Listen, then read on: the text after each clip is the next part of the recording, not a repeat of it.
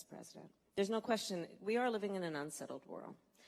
Things that we long took for granted are now up for debate and question.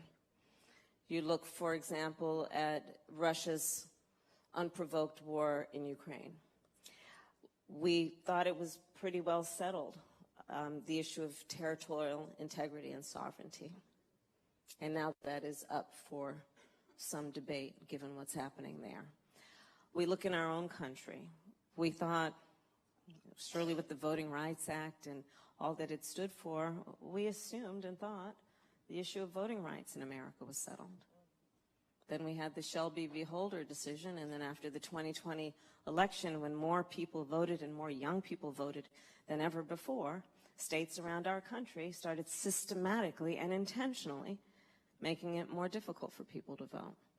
We thought a woman's right, a constitutional right, to make decisions about her own body was settled. No longer.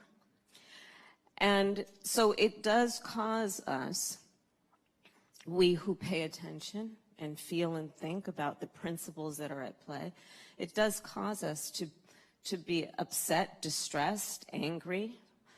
But I will say this, and many of you have heard me paraphrase Coretta Scott King many, many times, and I'm just going to keep doing it.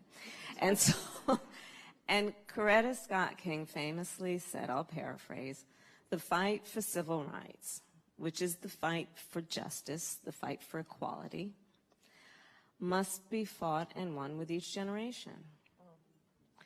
Because fundamentally, I think we all understand, because I know the women and the leaders in this room keep coming back every year doing what you do.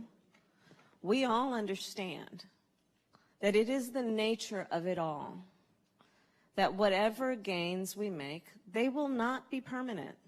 It's the nature of it, which is why everyone in this room continues to be vigilant in fighting to maintain the progress that we've made, and also where there have been steps backward to push it forward. It's the nature of it. So yes, we must be clear-eyed and do what is necessary at the moment, and that's why we're all convened here today. But I will say that we should retain a sense of optimism, because every time we've made progress, it has been because we had the ability and the courage to see what is possible and go for it. And right now there's a lot at stake, and we got 39 days to go for it.